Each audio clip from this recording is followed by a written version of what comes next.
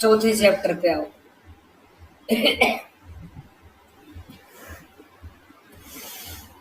Fourth chapter का नाम है रक्त पित्त चिकित्सा। इसके अंदर विमर्श में सेकंड लाइन पढ़ना। ज्वर संतापाद रक्त पित्तम उदीर्यते। ज्वर के संताप से रक्त पित्त उत्पन्न होता है। थर्ड नंबर के श्लोक में इसका उपदेश पंचगंगे पंजाब प्रांत में दिया गया था। पंचाल क्षेत्र में कौन से चैप्टर का वो दिया था? जनपदोध्वंस। पंचाल क्षेत्र जनपदोध्वंस में। इसके बाद में 5 नंबर के श्लोक में महागदम महावेगम अग्निवत शीघ्रकारी च। ये लाइन किसके लिए करनी है? रक्त पित्त के लिए करनी है। इस साल भी पूछी थी पीजी में। इस साल पीजी में पूछी थी ये लाइन कि महागदम महावेगम अग्निवत शीघ्रकारी किसको कहा गया है? रक्त पित्त को कहा गया है। लेकिन रक्त पित्त अष्ट महागद में नहीं आता। चरक सुश्रुत वाग्भट किसी के भी अष्ट महागद में नहीं आता, लेकिन फिर भी इसको महागद माना है। ये भी याद रखना है। फिर लाइन लिखो इसके ऊपर ही महादोषम महागदम। महादोषम महागदम एरो लगा के मध्य के लिए। महादोषम महागदम ये मध्य के लिए करनी है। फिर एक और लिखो शीघ्र गाती अग्निवत। शीघ्र गाती अग्निवत एरो लगा के लिखो आभ्यंतर विद्रति। शीघ्र गाती अग्निवत एरो लगा के आभ्यंतर विद्रति। 6 नंबर में देखो सेकंड लाइन तस्य उष्णम तीक्ष्णम अम्लम च कटुनी लवणानी च। अम्ल लवण कटु तीनों के अंदर अग्नि महाभूत होता है जो पित्त को बढ़ाता है, और दूषित पित्त आगे चल के रक्त पित्त में कन्वर्ट हो जाता है। इसके बाद में ये इसके सामान्य हेतु होते हैं। 7 नंबर के श्लोक में तय हेतु भी समुत्कृष्टम पित्तम रक्तम प्रपद्यते। इन सभी निदानों के द्वारा बढ़ा हुआ पित्त रक्त धातु के साथ में मिल जाता है, और पित्त और रक्त दोनों की योनि समान होने से एक दूसरे को बढ़ा देते हैं। ये एक दूसरे को ज्यादा दूषित कर देते हैं, प्रकुपित कर देते हैं। तद योनित्वाद प्रपन्नम च वर्धते तद प्रदूष्यत। कुछ भी लाइन आ सकती है इन दोनों में से। फिर अगली लाइन देखो तस्य उष्मणा द्रवो धातु धातु धातु प्रसिच्यते। ये तो बहुत बार पूछी हुई है। तस्य उष्मणा द्रवो धातु धातु धातु प्रसिच्यते कौन से रोग के लिए कही गई है? रक्त पित्त के लिए। कि पित्त की ऊष्मा से मांस आदि धातुओं से भी द्रव धातु निकलती रहती है। फिर वो रक्त व स्रोतस में पहुंच जाती है, रक्त वाहिनियों में पहुंचकर रक्त की वृद्धि करने लगती है। तो धातु रक्त धातु और ज्यादा मात्रा में बढ़ती जाती है रक्त वाहिनियों में। स्विद्य तस्तेन फिर वो बाहर निकलने लग जाती है, स्वेद की वजह से और ज्यादा बाहर आने लग जाती है। उसे रक्त पित्त बोलते हैं। पित्त की ऊष्मा मिलेगी, रक्त धातु की ऊष्मा मिलेगी, दोनों ऊष्मा से समान की वृद्धि होगी। फिर जितने भी आगे वाली उत्तरोत्तर धातु है उनमें भी ये पहुंचते जाएंगे, और वहां पे भी जो रक्त इन्वॉल्व होता है उस सबको और ज्यादा मात्रा में बढ़ा देती है। फिर 9 नंबर के श्लोक में पढ़ो। 9 नंबर में संयोगा दूसरा ततु सामान्यात गंधवर्णियो। ये लाइन भी रक्त पित्त में करनी है कि रक्त पित्त का संयोग होने से, पित्त द्वारा रक्त को दूषित करने से और दोनों के गंध वर्ण में सामान्यता होने से दूषित पित्त को ही रक्त पित्त कहा जाता है। रक्तस्य पित्तम आख्यातम रक्त पित्तम मनीषिभिः। 10 नंबर के श्लोक में पिलियानम च यकृत चयो, रक्त व स्रोतांसी। रक्त व स्रोतस के दो मूल होते हैं, यकृत और पिलिया। अब दोषानुसार रक्त पित्त 7 प्रकार का होता है और मार्ग वेद से कितने प्रकार का है? प्रकार का। ऊर्ध्व अधः और उभयक होता है। ऊर्ध्व अधः और उभयक 3 भेद पढ़े थे। अब देखो दोषानुसार 3, एक दोषज, 3 द्वंद्वज और एक सन्निपातज। तो 3 भेद भी सही है, 4 7 भी सही है, लेकिन हमें एक आंसर करना है तो 3 ही आंसर करना है पहला। तो वातज के लक्षण पढ़ो, कफज के पढ़ो, पित्तज के पढ़ो। तो इसमें 11 नंबर में पहले कफज के में इसने सह पांडु लिख दिया। अब तुम्हें बस मैं बताना चाह रहा हूँ, हर बार नहीं बताऊंगा कि ऐसे पांडु जैसा नाम हमेशा तुम्हें कप के अंदर ही मिलेगा। ये तुम्हें सोचना पड़ेगा। एग्जाम के अंदर 5-10 क्वेश्चन तुम्हें अपने IQ लेवल से भी ठीक करने पड़ेंगे। मैं तुम्हें जो पढ़ाता हूँ वो 100% नहीं आएगा, 75-80% तक तो आ जाएगा, लेकिन तुम उसको ठीक नहीं कर पाओगे। तुम उसमें से बस 60-65% ही याद कर पाओगे, लेकिन उसको और ज्यादा ठीक करना है। अगर तुम पढ़े हुए क्वेश्चनों को गलत कर रहे हो तो 10 क्वेश्चन तुम्हें एक्स्ट्रा ऑर्डिनरी भी ठीक करने पड़ेंगे, तभी तुम सिलेक्शन की रेंज में पहुंचोगे। नहीं तो दूसरे पे डिपेंड रहोगे थर्ड राउंड तक। वो छोड़ दे, ये छोड़ दे, मुझे मिल जाएगा, तू छोड़ दे, तू वो कर ले, तू सेंट्रल में चल जा, तू उदयपुर ले ले, तू जोधपुर चल जा, तू कुरुक्षेत्र चल जा। यही करते रहोगे लास्ट तक। अगर पहले सही तरह से सिलेक्शन चाहते हो तो अपनी गलतियों को रिपीट करना बंद कर दो। पहले राउंड में ही अगर सेलेक्ट होना चाहते हो उसका एक अलग ही मजा होता है, और बाद में दूसरे पे निर्भर रहो तो बहुत पसीने छूटते हैं लास्ट तक, है ना। अभी सेकंड में मैं बताऊं क्या हुआ है। इतने बेवकूफ बच्चे हैं सेकंड में, यहाँ के जितने भी बच्चे हैं, कम से कम मैंने देखा अपने पास वाले बच्चे या और किसी के पास में पढ़ रहे हैं बच्चे, उनमें से 15-20 बच्चे ऐसे हैं जिन्होंने फर्स्ट राउंड में सेंट्रल में सीट ली थी, वो सारे छोड़ के स्टेट में आ गए। सबने सीट छोड़ दी है, एक का भी अपग्रेड नहीं हुआ, यही सबसे बड़ा रीजन है। वो सारे सीट छोड़ के आ गए। यहाँ पता नहीं उनको अमृत मिलेगा क्या उनको। तो अब इससे है ना, एक दो भी है ना अपग्रेड होने के भी चांसेस ज्यादा नहीं बढ़ रहे। किसी का भाग्य है तो आ जाएगा, नहीं तो है ना बहुत पसीने छूट रहे हैं जिनके नंबर पहले राउंड में नहीं आए। तो ऐसे है क्योंकि बच्चे काम नहीं करना चाहते हैं, बस PG में 5,000 रुपये फीस लग जाए और 85-90 हजार रुपये स्टाइपेंड मिल जाए उदयपुर जैसी कॉलेज में, और चाहे फिर कुछ भी मिले, पढ़े रहेंगे, जाएंगे ही नहीं, पता नहीं उस पैसे से क्या कर लेंगे, है ना। कोई बात नहीं, समय समय की बात है, इसलिए तुम्हें मैं पहले ही समझा रहा हूँ, है ना। ऐसी मेंटलिटी मत रखना।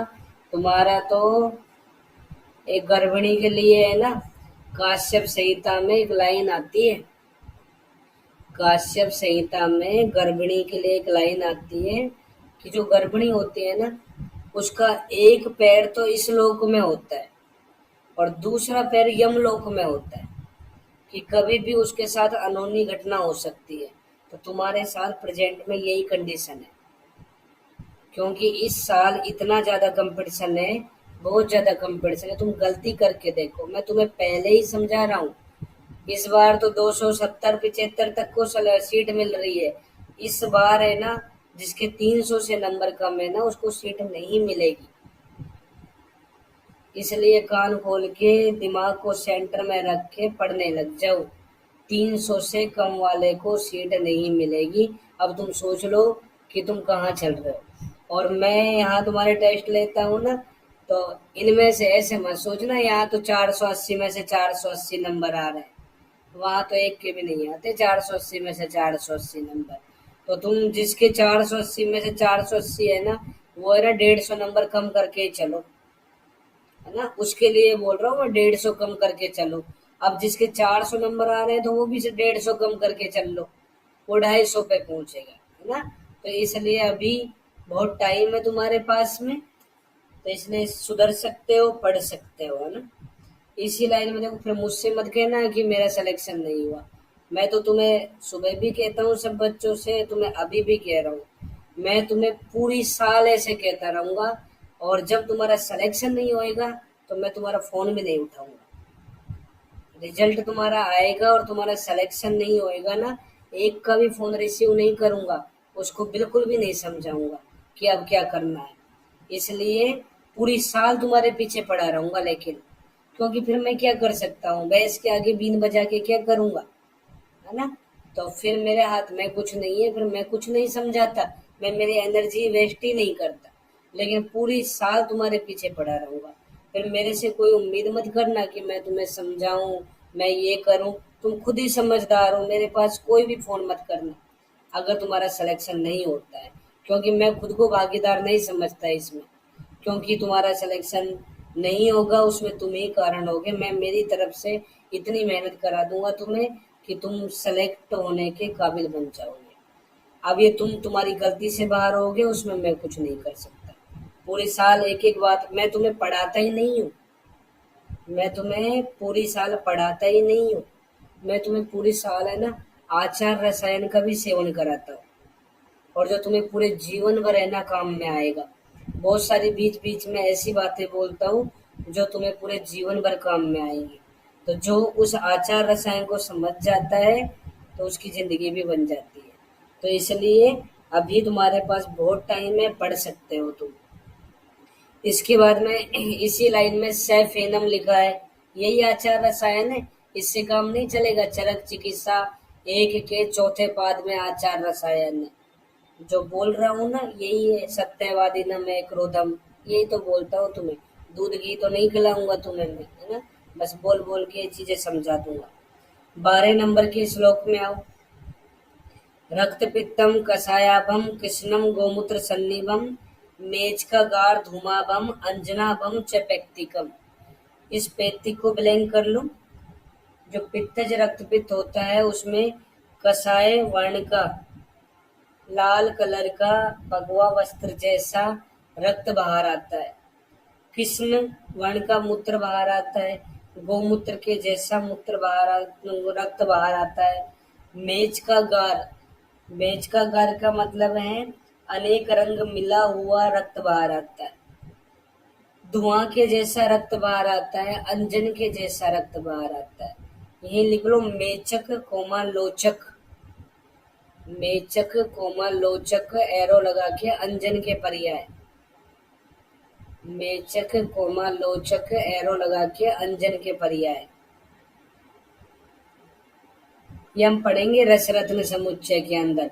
लेकिन अब यहाँ पे मेचक 2 बार लिख दिया, तो पहले वाला मेच का गार दूसरी बात के लिए कहा गया है कि ज्यादा रंग मिला हुआ, और अंजन अलग से लिख दिया है इसने, अंजन के जैसे कृष्ण वर्ण का रक्त बाहर आता है।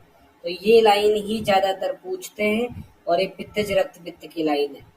सेकंड लाइन में संसृष्ट लिंगम संसर्गात मिले जुले दोषों से द्वंद्वज के लक्षण मिलते हैं, और सन्निपात से तीनों लक्षण मिलने से वह सन्निपात बनता है। नेक्स्ट 13 नंबर का श्लोक, साध्य असाध्यता। एक दोषानुगम साध्यम, कोमा लगा दो। एक दोष साध्य होता है, द्विदोषम याप्यम उच्यते, द्विदोषज याप्य होता है, यत त्रिदोषम असाध्यम, और त्रिदोषज असाध्य होता है। ऐसे हमने साध्य साध्यता नहीं पढ़ी थी, मार्ग के अनुसार तो हमने पढ़ी थी। और इसी लाइन में लिखा है असाध्य और कौन कौन सी कंडीशन वाला हो सकता है। तत् मंदाग्नि अति वेगवत, जिसकी अग्नि मंद हो रखी हो और अति वेग से रक्त बाहर आता है।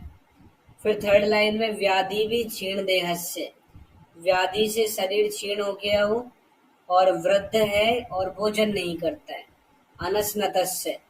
तो ये रक्त पित्त की असाध्य अवस्था की लाइन होती है ये। नेक्स्ट 15 नंबर के श्लोक में आओ। 15 नंबर में लिखा है रक्त पित्त की 2 तरह से गति होती है। ऊर्ध्व गति और अधे गति उभयक तो दोनों की मिली जुली होती है। तो ऊर्ध्व में देखो, हमने पढ़ा था कि शरीर में 9 छिद्र होते हैं, उनमें से 7 छिद्र ऊर्ध्व मार्ग में होते हैं, 2 अधे मार्ग में होते हैं। तो लिखा है गति ऊर्ध्वम अधेश्य ऊर्ध्वा सप्तविध द्वारा, कॉमा लगा दो, और द्वि द्वारा तो अधरा गति।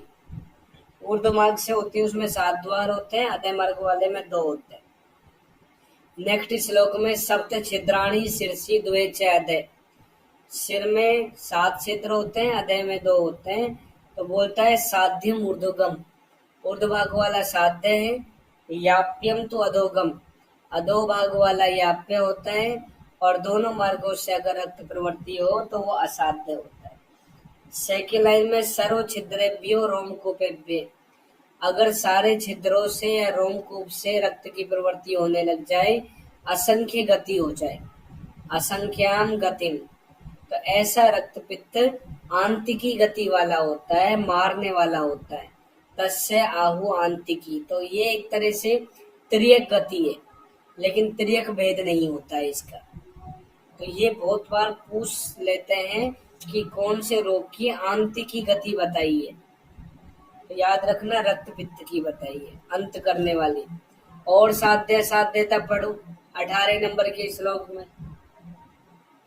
इसमें लिखा है तुल्यम तुल्यम कुणप गंधेन, कोमा रक्तम कृष्णम अतिउच, सड़े हुए मुर्दे जैसी गंध आने लगे। दूसरा, ज्यादा मात्रा में कृष्ण रक्त बाहर आने लगे। सेकंड लाइन में संश्रेष्ठ कफवाताभ्याम, पित्त के साथ दोनों दोष मिल जाए। कंठे सज्जती, कंठ में जाके स्थिर हो जाए।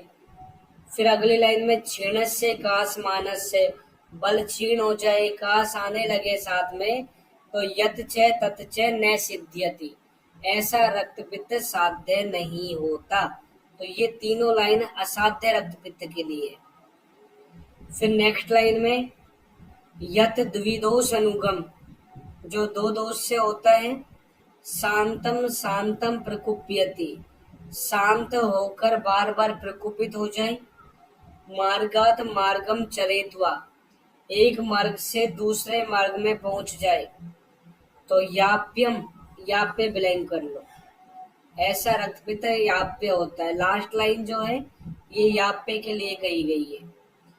22 में साध्य के लिए देखो क्या है, एक मार्ग वाला है रक्तपित्त, बलवान है, न अति वेगम नवोत्थितम, ज्यादा वेग से रक्त बाहर नहीं आ रहा, नया है। सुखे काले, सुख काल जैसे हेमंत और शिशिर ऋतु, इनको सुख काल इसलिए कहा है क्योंकि दोनों में बल ज्यादा रहता है। हेमंत शिशिर में उत्तम बल रहता है।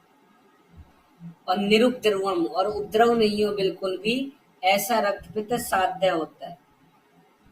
23 नंबर में आओ, स्निग्ध उष्ण निदान से भी हो सकता है, और दूसरा उष्ण रुक्ष निदान से भी हो सकता है।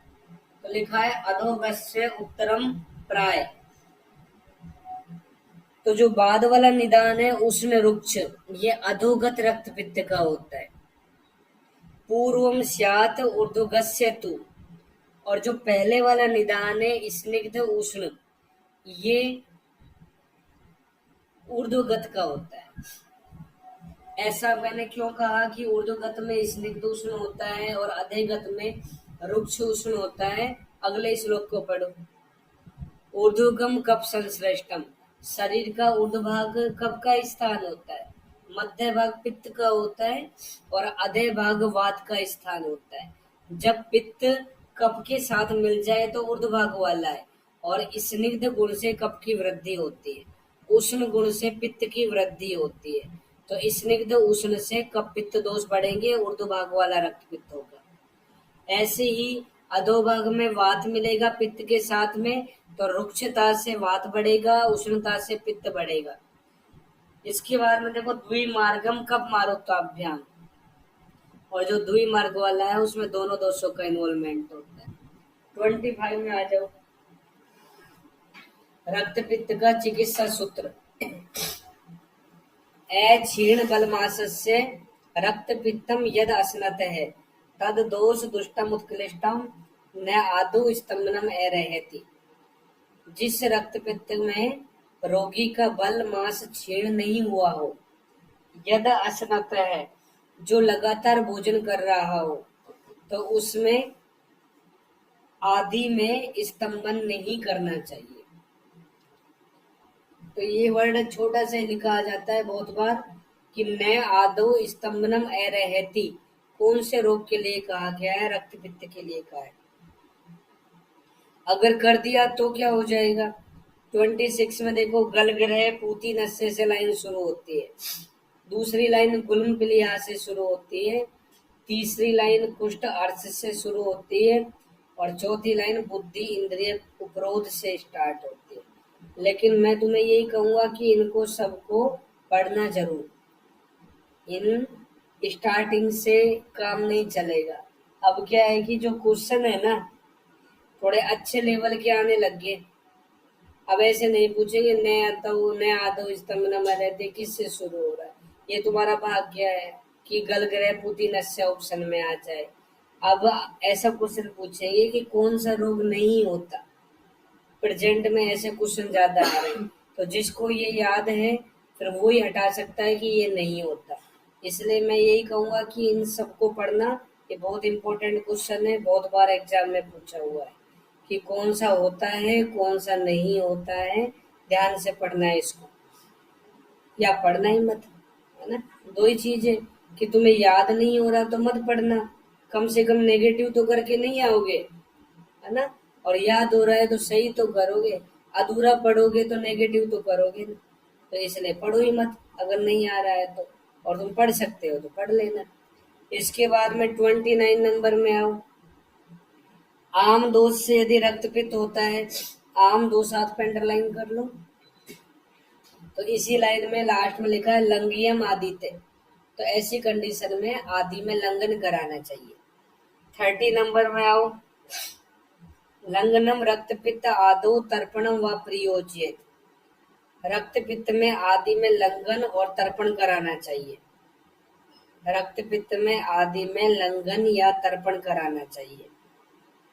कैसे सोच के हम लंघन या तर्पण कराएंगे? विमर्श में आओ दूसरी लाइन में। ऊर्ध्व भाग से रक्त निकलता है, इसमें साम पित्त रहता है। फिर अगली लाइन में इसका स्निग्ध उष्ण निदान होता है, ऐसी कंडीशन में लंघन कराना चाहिए। फिर अगली लाइन में अधोभाग से रक्त निकलता है, इसमें पक्व पित्त रहता है और रुक्ष उष्ण निदान होता है। अगली लाइन में इसमें यवागु या सत्तू का तर्पण देना चाहिए। तो एक बार तो इसको ऐसे समझना है कि जब ऊर्ध्वभाग वाला हो, स्निग्ध उष्ण निदान से हो, तो उसमें लंघन कराओ, और अधोभाग वाला इस रुक्ष स्निग्ध रुक्ष उष्ण निदान से हो तो उसमें तर्पण काम में लेना है। लेकिन यवागु का तर्पण लिखा है, या पेय काम में लेनी चाहिए। इस तर्पण से हमें यवागु का तर्पण ये समझना चाहिए, नहीं तो आगे एक श्लोक और आएगा वो कंट्रोवर्सी करेगा।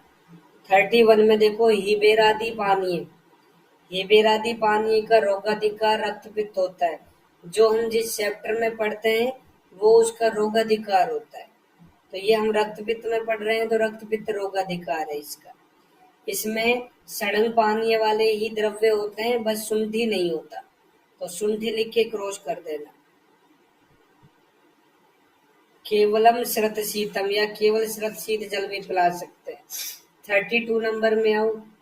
ऊर्ध्वगे तर्पणम पूर्वम पेया पूर्व अधोगते, ये लाइन भी बहुत बार पूछी जाती है।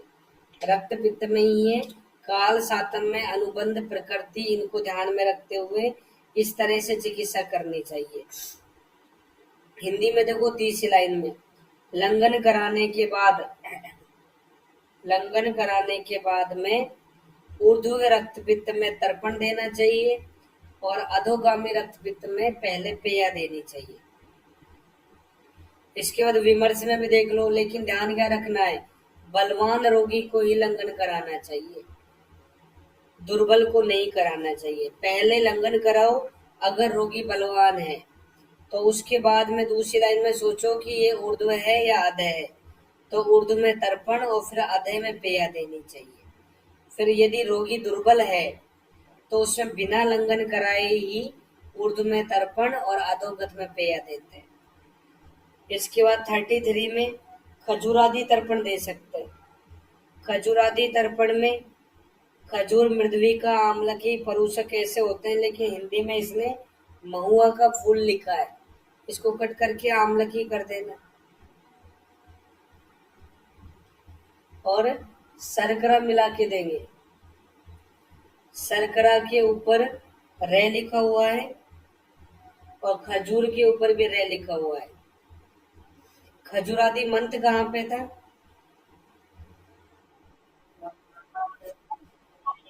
मध्य विकार मूत होता है।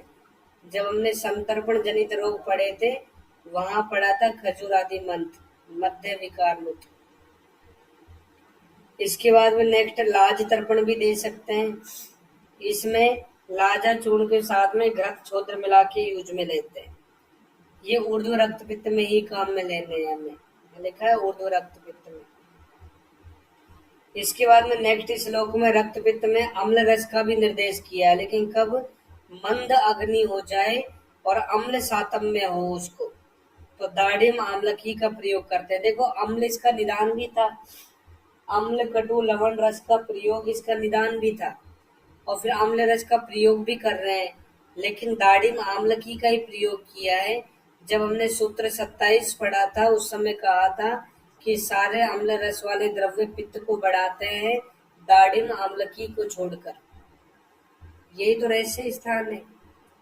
अब सूत्र स्थान की सहायता से हम इस लाइन को समझ रहे हैं कि यहाँ दाढ़िम आम्लकी क्यों लिखा है, क्योंकि वहां बताया है कि दाढ़िम आम्लकी अपवाद होते हैं दोनों के दोनों। 36 में आओ, आहार विहार। आहार विहार में षष्टिक शाली काम में ले सकते हैं, श्यामाक प्रियंगु काम में ले सकते हैं। फिर अगली लाइन में दाल में मूंग की दाल, मसूर की दाल, चने की दाल, मोठ की दाल और अरहर की दाल, इस लाइन पे अंडरलाइन कर लो। ऐसी दाल काम में लेंगे, और ज्यादातर ऐसी दालें हैं ना, तुम्हें रक्तज विकारों में लिखी हुई मिलेगी। ऐसी हम विसर्प में भी पढ़ सकते हैं, ऐसी दालें हम वात रक्त में भी पढ़ सकते हैं। 38 नंबर में आओ, पटोल, निम्ब, वेत्राग्र का प्रयोग कर सकते हैं, क्योंकि तिक्त द्रव्य होते हैं, पित्त को शांत करेंगे। इसी लाइन में गंडीर लिखा हुआ है, गंडीर का प्रयोग करेंगे। गंडीर के लिए देखो विमर्श में क्या लिखा है, 5वीं लाइन में, गंडीर सुरा सोविरक के साथ में रक्त पित्त को उत्पन्न करता है, और यदि केवल गंडीर का ही साग दे तो रक्त पित्त नाशक होता है। 2 प्रकार का होता है, जलज और स्थलज। जो स्थलज होता है वो रक्त पित्त को बढ़ाता है, और जो जलज होता है वो रक्त पित्त को शांत करता है। चरक सूत्र 1 में अनुपज और स्थलज किसके भेद थे? मुलेठी के, क्लितक के। मुलेठी मूलिनी है, फलिनी है?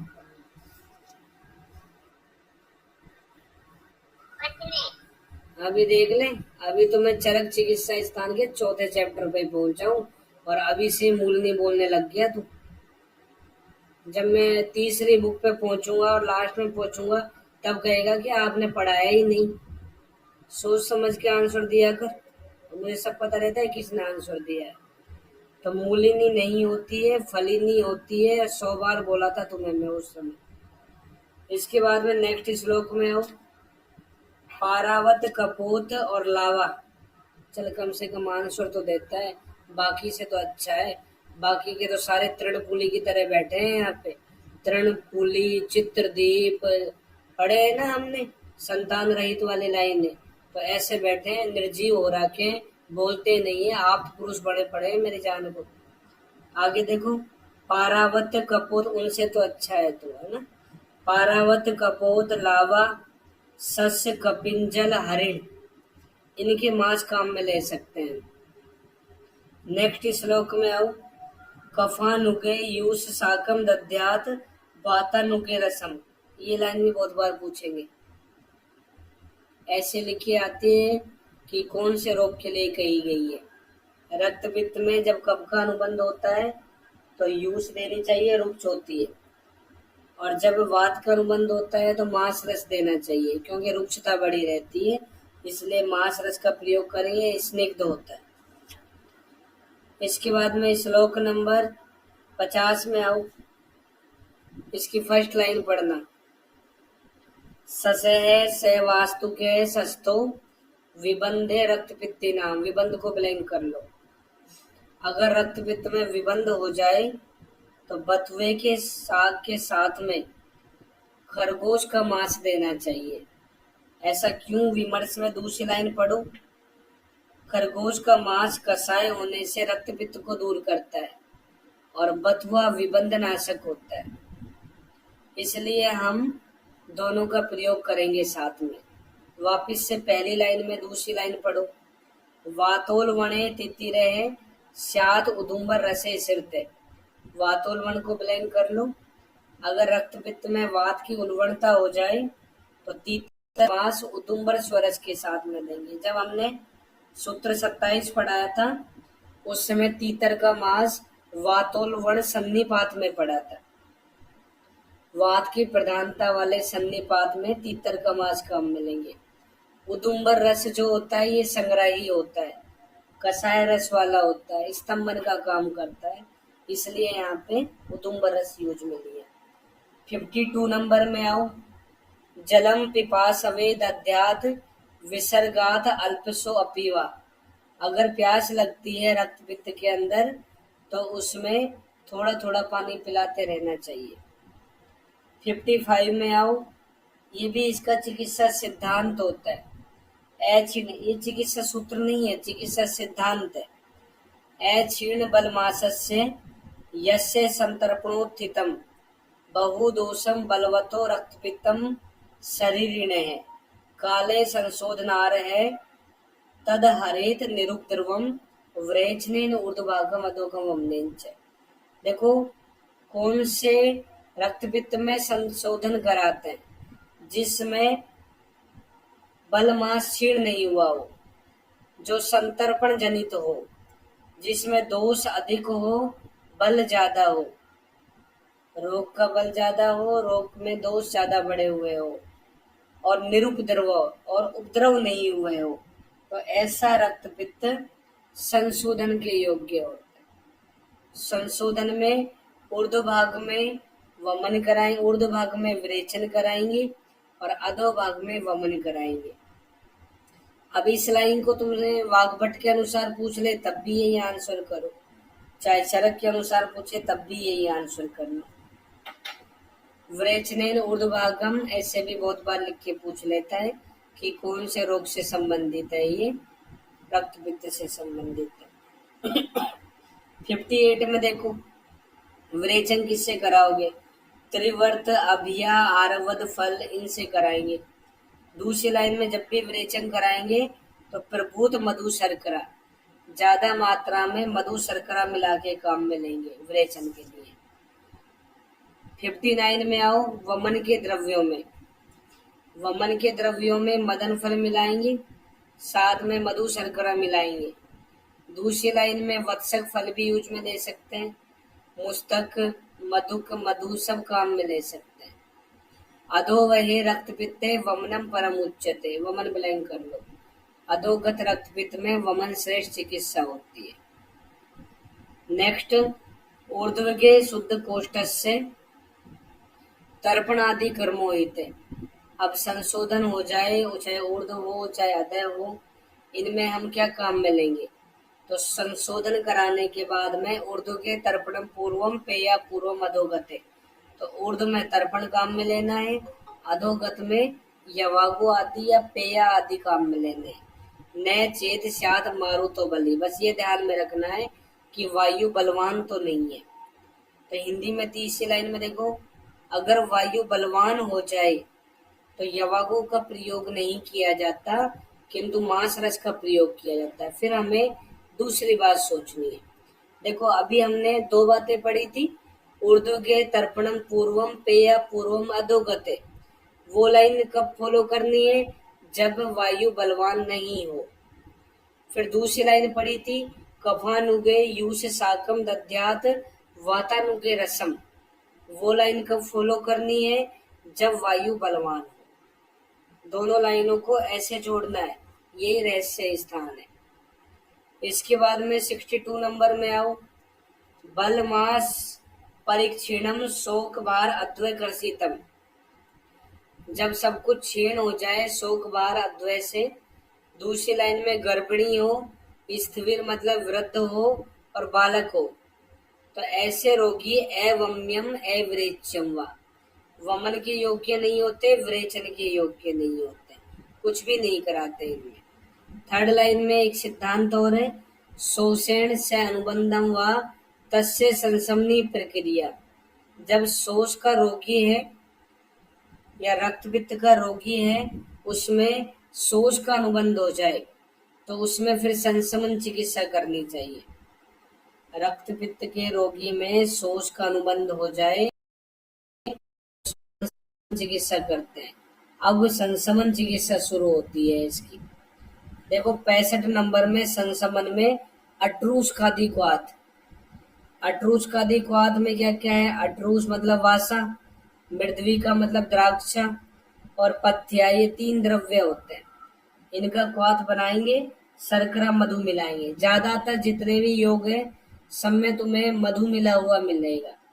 क्यों? क्योंकि मधु का काम होता है संदधाती, संधान करने का काम होता है मधु का, इसलिए रक्तपित्त में ज्यादातर योग में मधु लिखा हुआ मिलेगा तुम्हें। श्वास काश रक्तपित्त निब्रहण, ये इसकी प्रशस्ति है। अब देखो ऐसे क्वेश्चन आता है कि एक एग्जाम्पल दे रहा हूं तुम्हें, ये सारे योगों के लिए काम में लेना है, जो भी हम आगे पूरे चिकित्सा स्थान में योग पढ़ेंगे कि अट्रूस खादी क्वाथ का रोगाधिकार क्या होता है। ऑप्शन में है श्वास, काश, रक्तपित्त और सभी। अट्रूस खादी क्वाथ का रोगाधिकार क्या होता है? श्वास पहला ऑप्शन, काश दूसरा और तीसरा रक्तपित्त और चौथा सभी। ऐसी कंडीशन में तुम्हें रक्तपित्त आंसर करना है। ऐसी कंडीशन में रक्तपित्त आंसर करना है।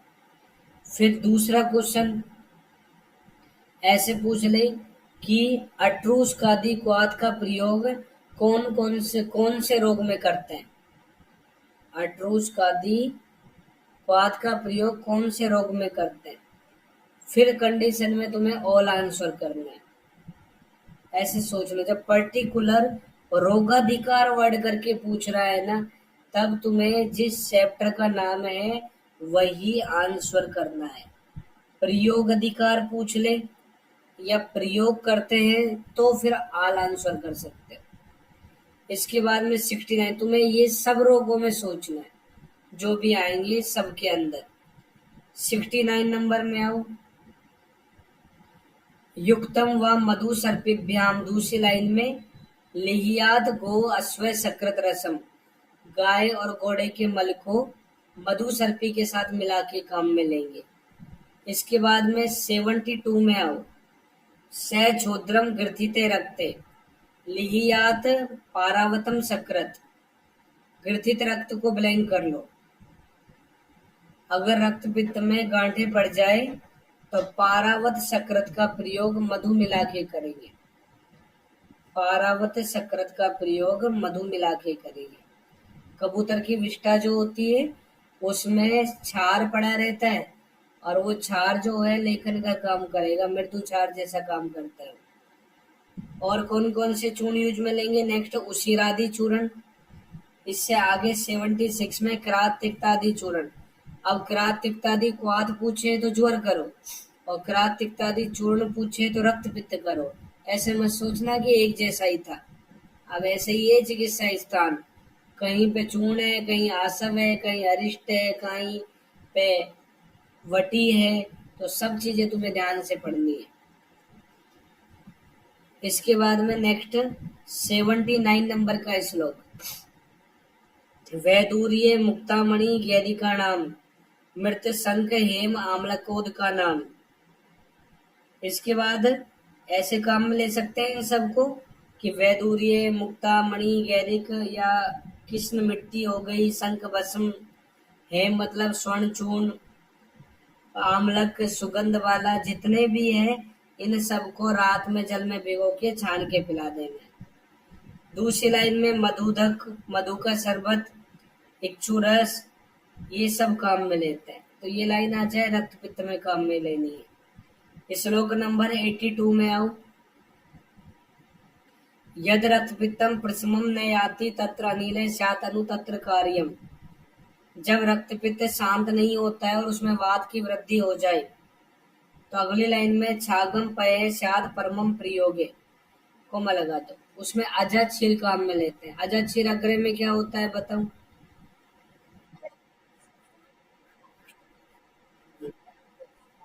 शोषग्न स्तन्य सातम्य रक्त सांग्राहिक रक्त पित्त प्रशमना नाम। और ऐसे भी बोला था जितने भी ब्लीडिंग डिसऑर्डर होते हैं उनमें हम अजाचीर ही काम में लेते हैं। तो अजाचीर आ गया। अब अजाचीर नहीं मिले तो गव्यम सिरतम पंच गुणे जलेवा, गाय का दूध 5 गुना जल मिला के काम में लेते हैं। फिर अगली लाइन में मधु और शर्करा मिलाकर विदारी गंधादि गण का क्वाद काम में लेते हैं, मतलब लघु पंचमूल। विदारी गंधादि गण मतलब लघु पंचमूल। इसके बाद में नेक्स्ट 85 में आओ। हेडिंग में लिखा है मूत्र मार्गत रक्त पित्त में शतावरी चीर। शतावरी चीर लेंगे हिमेचूरिया के अंदर। इसमें देखो चार द्रव्य नहीं 6 द्रव्य है। शतावरी गोक्षुर एक साथ बोल दो, और 4 पर्णिनी लिखा हुआ है लास्ट में। मास पर्णी, मुद्ग पर्णी, साल पर्णी और प्रश्न पर्णी। इनसे सिद्ध क्षीर काम में लेंगे। अलग अलग करके बोल दो।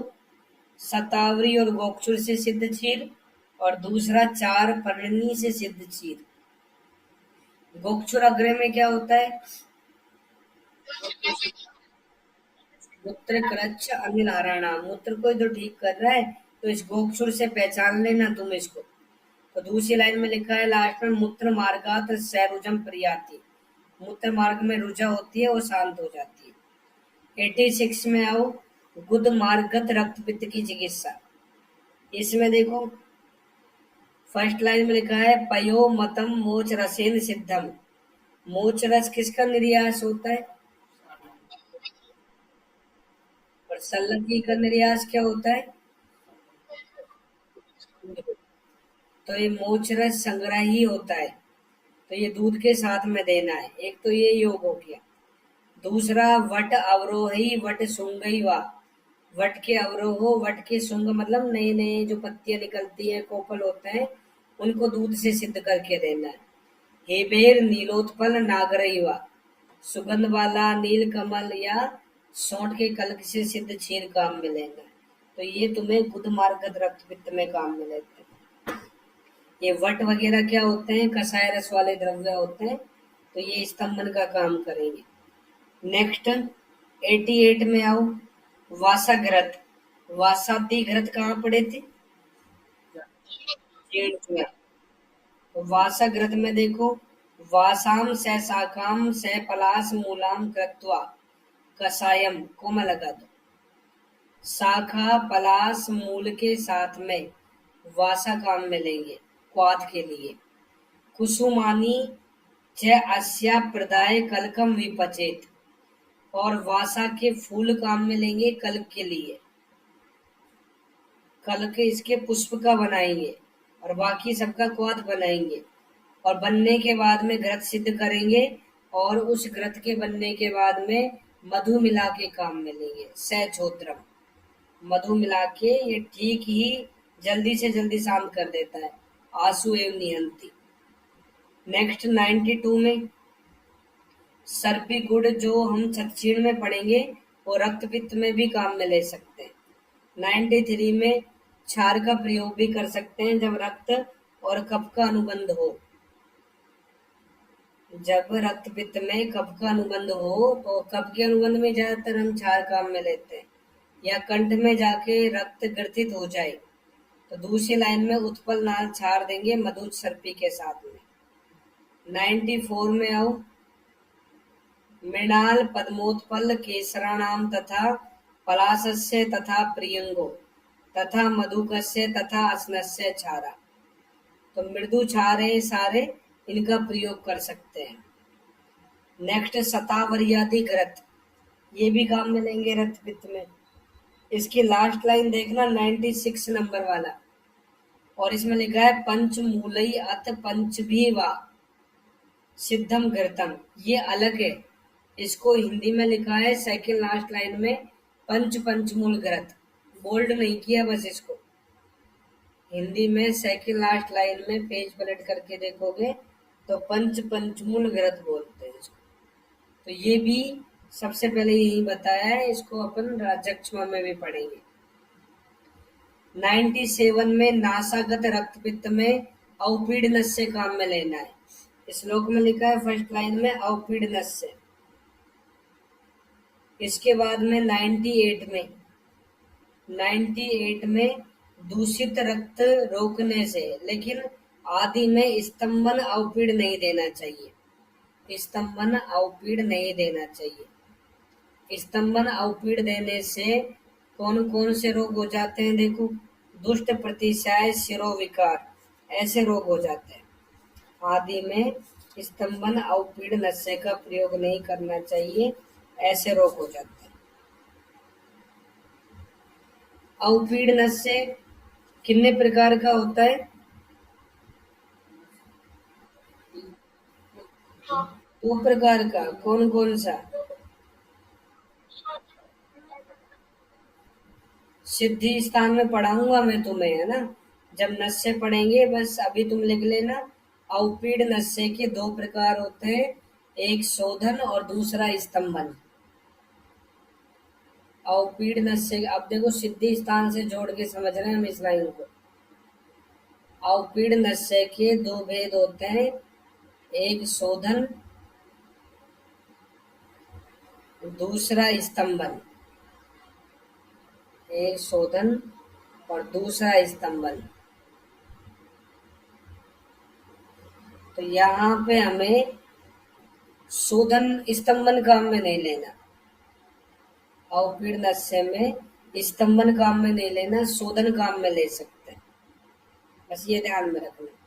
अब यहाँ पे देखो, अगर आदि में तुमने स्तंभन नशे दे दिया, शोधन देंगे शुद्ध कराने के लिए, लेकिन जब शुद्ध हो जाए उसके बाद में तुम चाहे स्तंभन अवपीड़ नशे दे सकते हो, लेकिन आदि में तो हमें शोधन देना पड़ेगा। बाद में स्तंभन दे सकते हो, लेकिन शुरू में तुमने स्तंभन नशे दे दिया तो क्या हो जाएगा, दुष्ट प्रतिशय शिरोविकार हो जाएंगे, ये कुणप गंधा आने लगेगी, ग्रहण नाश हो जाएगा, कृमि भी उत्पन्न हो सकते हैं नासा में। 99 में फिर बाद में हम स्तंभन अवपीड़ नशे दे सकते हैं, दोष निकल जाने के बाद में। तो वो कौन सा दे सकते हैं, नीलोत्पल गैरिक शंख युक्तम स चंदनम स्यादतु सीता जलेन नश्यम आम्रास्ति रसे समंगा दात की मोच रसे। तो पहली लाइन में जो द्रव्य लिखे हैं, नीलोत्पल गैरिक शंख चंदन, इनको सीता जल मतलब चीनी के शरबत के साथ में सिद्ध करके नशे बना के देंगे। और ऐसे दूसरी लाइन में जो द्रव्य हैं, इनको भी सीता जल मतलब चीनी के शरबत के साथ में सिद्ध करके नशे बना के देंगे। 100 नंबर में आओ, और भी स्तंभन नशे है, जैसे देखो दूर्वा स्वरस का नशे अपन जनरली यूज में लेते हैं, एपिस्टेक्सिस हो जाती है, नक्सीर आती है गर्मी के टाइम में, तो दूब रहती है, दूब को थोड़ा सा कुटा पिटा उसमें से रस निकालना, एक दो बूंद डाल देते हैं। फिर दूसरी लाइन में पलांडु मूल का नशे भी काम में ले सकते हैं। 106 नंबर में आओ, विहार क्या कर सकते हैं, धारा ग्रह, भूमि ग्रह, सुशीतल वन, रम्य वन, जल वात युक्त शीतल स्थान, वैदुर्य मुक्तामणि, इनका स्पर्श करना और शिशिर अम्बु का प्रयोग करना, ये सब रक्त पित्त के अंदर हम कर सकते हैं। मतलब एक तरह से ये कौन से ऋतुचर्या की चिकित्सा है ये,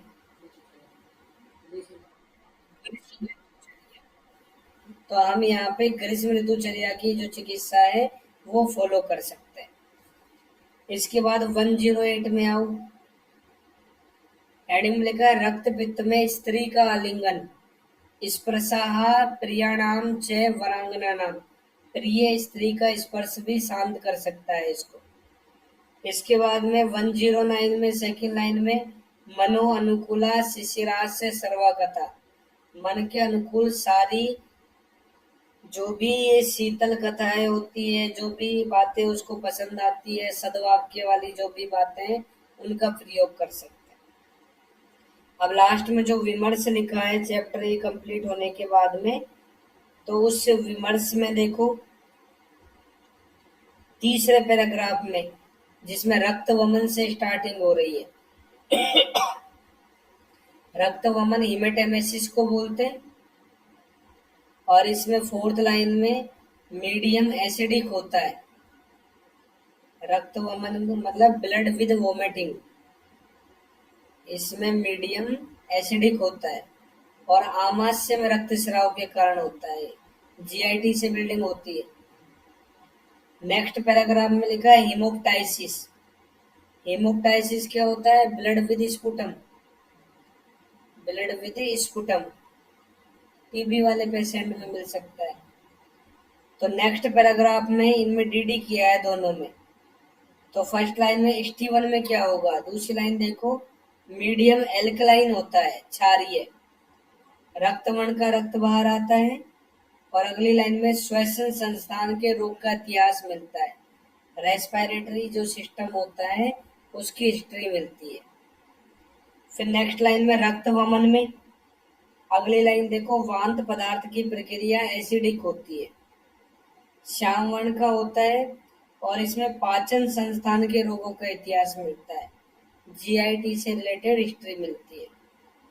नेक्स्ट पैराग्राफ में नासा रक्तस्राव, एपिस्टेक्सिस। इसके बाद में एक पैराग्राफ छोड़ के अगले में लिखा है गुद मार्ग से रक्तस्राव हो जाए, उसको हम मेलेना भी बोल सकते हैं, मेलेना भी हो सकता है, हेमरोइड्स भी हो सकते हैं, अल्सरेटिव कोलाइटिस भी हो सकता है। नेक्स्ट मूत्र मार्गत रक्तपित्त, इसको हीमेचूरिया बोलते हैं, इससे कोरिलेट करते हैं। तो रक्तपित्त पढ़ना, यहाँ से आगे फिर हम कल पढ़ेंगे। जाओ।